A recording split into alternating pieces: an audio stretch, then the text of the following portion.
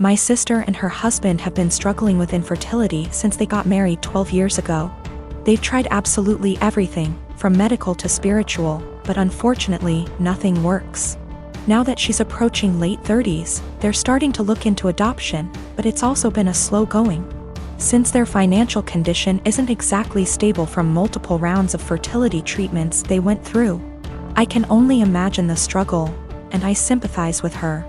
But the stress this situation is bringing her and her husband honestly puts a strain on our relationship. My husband and I lost our best friends, Mason and his wife, Kate, 2 weeks ago in a horrible car accident. They left behind their son Pete, who isn't even 2 yet. It was so sudden and so heart-wrenching. We're still grieving, which lowers out contact with a lot of people, including my sister and Bil. Our main concern right now is ourselves and Pete, whose custody has come to us because we're both his godparents. Actively engaged in Pete's life since his birth. And because Mason and Kate have neither left a will nor have immediate living relatives who can take him in. We've decided to adopt Pete as soon as we can stomach the process. My husband and I never planned on having kids, and even if we did, this is absolutely not the way we want to go about it. The situation is far from ideal, but we're starting the adoption process yesterday, for Pete's safety if nothing else. We broke the news to our extended families and friends, letting them know that my husband and I won't be very available for a little longer because of this. I know my sister and brother-in-law will have something to say about this. I'm prepared for a few heated text messages or voicemails. However, I didn't expect them to turn up on our doorstep, crying about how unfair it is that we were given everything they wanted, and how we didn't deserve to be parents because we didn't go through what they had to. I've never seen my husband so angry before. He's usually very mild and gentle, but recent events have stretched our patience to the limits. We kicked them off of our porch, and I told my sister before she left that since our pain inconveniences her so much, I won't have her around me and my family at all anymore. I know she made a fuss about it, and now everyone has something to say to us. We turned off our phones, so we don't know which ones are cursing us and which one aren't. I know some did //r. My husband and I are both in pain and grieving, and we can't trust ourselves to be objective. For the sake of disclosure, my husband and I are both men. No, this is not a case of homophobia. My sister, for all her fault, was the first person to accept me for who I love. My brother is a very hardworking man, and at 27 he is now very wealthy and doing well for himself. He's been with this girl for 6 months, and throughout the time we have gotten close because we both like hair, makeup, and shopping. I never knew there was anything wrong with their relationship except when she texted me last week saying she would love to hang out, but thinks it'll be inappropriate because her and my brother broke up. I asked her why, and she said she was sick and tired of auditioning to prove she was with him for the right reasons. She went on to say that my brother is paranoid she's after his money, so he would test her, like leaving out his bank statements on their bed and getting upset when she picked it up, going out to eat at high-end restaurants he requested and leaving his wallet on home at purpose to make her pay the bill and prove she's not going out with him for money, never buying her gifts and questioning her when she asks why he doesn't. I was shocked, so I had to hear my brother's perspective. We spoke and he told me everything she said was true and that there's nothing wrong with making sure his girlfriend is with him for the right reasons. He said he left his bank statements on the bed and was peeking through the door to see if she would be curious, and when he saw her pick up the papers he knew in his gut she was using him for his money. So he set up the restaurant idea to see if she would get upset at paying a $500 bill, which she was. I asked him if he thinks her being an elementary school teacher could have contributed to her being upset at a $500 bill at a restaurant he wanted to go to, and he said no.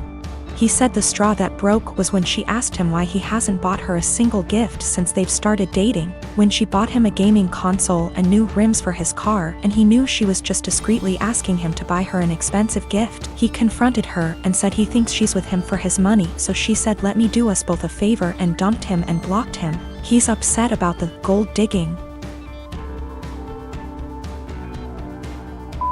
And when I laughed, he called me an asshole.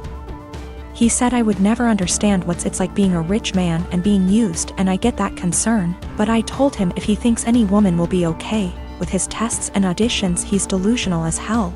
If he doesn't want to be used for his money, he should start dating people as wealthy as him or leave lower income people alone, if he's not going to be genuine in his relationships unless they pass his test. One of my best friends, Carla, is getting married soon. It's only meant to be a small backyard type of wedding, but they've been planning it for a few months now, and originally, it was supposed to be on my property. They wanted it because it's private, has lots of open space for the reception, a nice view, and the house could be used for them to get ready and stuff. Of course I said yes. She and her fiancé, Rick, were very happy. Thing is, Carla and I do have a history. We went out on and off in college but decided to stay friends. Then I met my wife, we got married, Carla met Rick, and now here they are. Now my wife knows I went out with Carla back in college and she didn't care. Carla still went to our wedding and everything. I never knew if Rick was told or not. It's not my relationship, therefore not my business to say anything, so I never did. Rick found out recently, and not in the best way. Not sure how, but from what I heard from friends is that one mutual friend told him, no idea why, we used to date.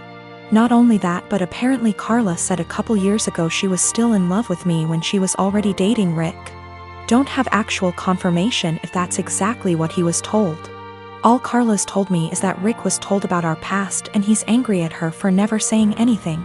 It became quite a drama and didn't hear from her for over a month until now. She told me they're going to couples counseling and that the wedding is still on. But Rick requested that I not attend. It sucks, but I totally get why he wouldn't be comfortable. Then I asked the obvious question, where are they going to hold a wedding then? To my surprise, she said they still want it at our place. Rick said so too, and in my mind I'm going, he doesn't want the guy who dated his fiancée years ago at the wedding, but still wants the wedding at his house. My wife and I are expected to just not be at our home that weekend, and I told Carla no. They're going to have to find someplace else since we're not going to simply leave our home to them for the weekend. Not only for safety reasons, but it just doesn't make sense. Rick doesn't want me around because he's not comfortable, but is comfortable enough to have their wedding at my house. They really want their wedding here though, and because of that I've been bugged by not only her but also Rick, and some friends who think I'm being a petty asshole for not letting them have the wedding here anymore. Honestly, don't think that I am. It just doesn't make sense at all to have to leave our own place for a wedding we're no longer welcome to, and leaving our home totally vulnerable. Still, being accused of sabotaging their wedding, and Rick believes it's the least I can do after everything.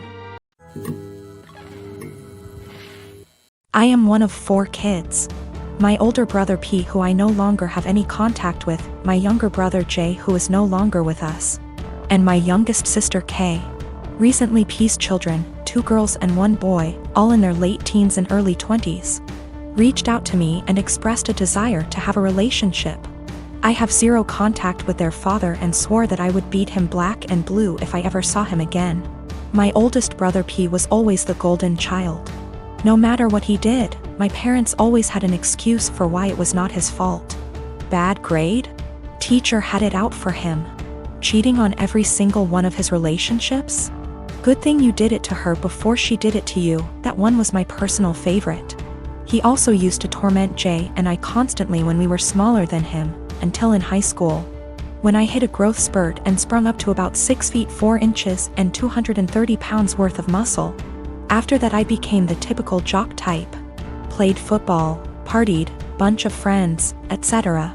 Well, my younger brother, Jay, didn't get as lucky and stayed pretty small and scrawny throughout high school and college, only getting up to about 5 feet 8 inches, and didn't have a super active social life. Despite the difference in our schooling experience, I was always very protective of Jay, especially since we were always having to put up with P's bullshit, which stopped once he realized I could pound him into the ground and not break a sweat, as he was also a lot smaller than me at only 5 feet 10 inches.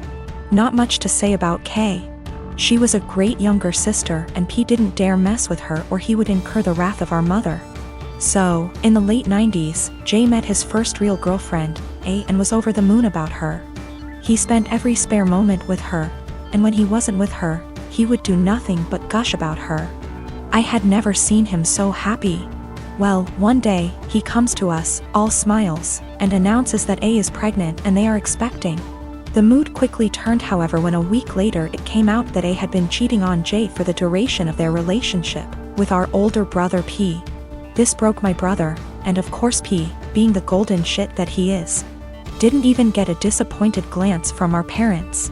To this day I have never seen someone look so broken as J had looked the last time I saw him.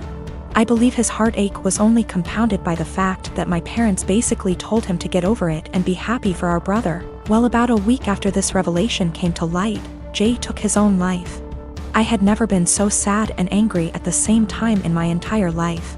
Sad that I would never see my brother again, and the pure rage of knowing that this was my brother and parents' fault. During the funeral, P walked in with A and I saw red. Thankfully I had other family there to stop me from doing anything stupid, but I told P that if I ever saw him again, I would kill him. Shortly after that, I cut contact with 90% of my family, with the exception of K and a cousin I had always been close with, because everyone except them wanted to make excuses for my parents and P. Even though my sister was just as crushed about Jay's death as I was and was angry for a long time. She and her then boyfriend, future husband, hit a financial rough patch after graduating college and were forced to move in with our parents. Due to unrelated drama at the time, they couldn't stay with me. So my sister stayed with them for several years, and over that time their relationship improved, and even though I wasn't thrilled at the time, I understood. She still doesn't really have a relationship with P, but is cordial if they meet. I don't blame her, because our parents did a lot for her and daughters love their cousins. So I didn't want to put her in that kind of position of choosing. I never had any kids, and truth be told, I never wanted any. I much prefer the role of the fun uncle. K met a great guy and had 2 daughters, who I absolutely adore. P had 2 more kids with A before cheating on her and splitting, and I've never met any of them. My parents have tried to make contact a handful of times, but I always told them to kick rocks. So last week, I'm chatting with K's daughters, 19 and 17. And they mentioned that their cousins have wanted to meet me for a long time and were hoping I would be willing to meet them as well. I don't believe they know everything that transpired between their dad and I, but I would be lying if I said I never had any desire to meet them.